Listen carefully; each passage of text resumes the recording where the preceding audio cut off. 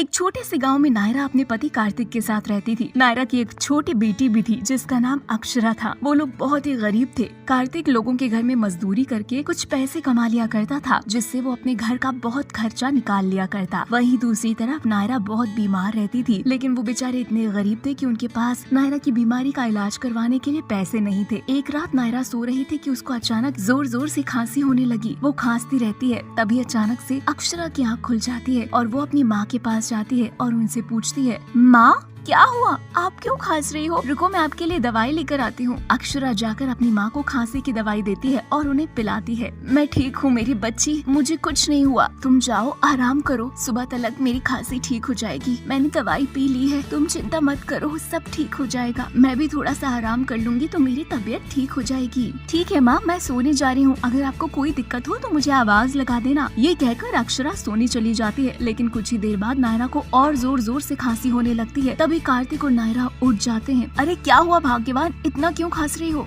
नायरा खांसी की वजह से कुछ बोल नहीं पा रही थी। नायरा की ये हालत देखकर अक्षरा रोने लगती है और कार्तिक से कहती है, पिताजी माँ की तबीयत बहुत खराब हो गई है, उन्हें हॉस्पिटल लेके चलिए। कार्तिक तुरंत नायरा को हॉस्पिटल लेकर जाता है। डॉक्टर नैतिक नायरा को चेक करते हैं और इमरजेंसी में ले जाते हैं। थोड़ी देर बाद डॉक्टर नैतिक इमरजेंसी से निकलते हैं और कार्तिक के पास आकर कहते हैं, आई एम सो सॉरी, हम आपकी बीवी को बचा नहीं सके, उनको ब्रेन ट्यूमर था जिसकी वजह से उनकी मौत हो गई। आपने उन्हें यहाँ लाने में बहुत देर कर दी। अरे ऐसे कैसे हो सकता है, मैं तो समय से अपनी बीवी को हॉस्पिटल लेकर आ गया, वो ऐसे नहीं मर सकती, मुझे और मेरी बेटी को अकेला छोड़कर नहीं जा सकती, मुझे मेरी बीवी के पास ले चलो। कार्तिक अपनी बीवी नायरा के पास जाता है और उसे मरा हुआ देखकर जोर जोर से रोने लगता है। अक्षरा भी अपनी माँ नायरा को देखकर बहुत रोती है। माँ क्या हो गया तुम्हें, तुम उठ क्यों नहीं रही हो? तुम हमें ऐसे छोड़कर नहीं जा सकती, तुम्हारी सिवा हमारा दुनिया में है ही कौन? ये कहकर वो रोने लगती है। अगली सुबह वो दोनों नायरा को वापस लेकर गांव आते हैं उसका अंतिम संस्कार करने के लिए, लेकिन गांव से कोई भी व्यक्ति नायरा की बॉडी को कंधा नहीं देता क्योंकि वो बहुत गरीब थे, जिसकी वजह से उनके पास कोई नहीं आता। ये देखकर कार्तिक बहुत दुखी हो जाता है और वो अकेला ही अपनी बीवी को कंधा देकर उसका अंतिम संस्कार कर देता है। लेकिन उसे ये भी समझ आता है कि इस दुनिया में इंसानियत नाम की कोई चीज नहीं है और जो इंसान दूसरे इंसान की मदद नहीं कर सकता उनसे कोई उम्मीद भी नहीं रखनी चाहिए। इसलिए वो दिन रात मेहनत करके अपनी बेटी को पढ़ाता लिखाता है। अक्षरा भी खूब पढ़ाई लिखाई करती है और एक दिन कलेक्टर बन जाती है। नायरा के कलेक्टर बनने के बाद वो लोग काफी अमीर हो जाते हैं और पूरे गांव में उनके चर्चे होने लगते हैं। कार्तिक अपनी बीवी के मरने के बाद गरीब लोगों की बहुत मदद करने लग गया था। वो गरीब लोगों को उनकी जरूरत के सामान दिया करता और उन्हें कुछ पैसे भी दिया करता ताकि जो उसके साथ हुआ वो किसी और गरीब के साथ ना हो। तो दोस्तों ये थी हमारी आज की वीडियो। हमारी वीडियो आपको कैसी लगी हमें कमेंट सेक्शन में कमेंट करके जरूर बताएं और ऐसे ही कहानियों को देखने के लिए हमारे चैनल को सब्सक्राइब जरूर करें और हाँ दोस्तों, हमारी वीडियो को लाइक जरूर करें।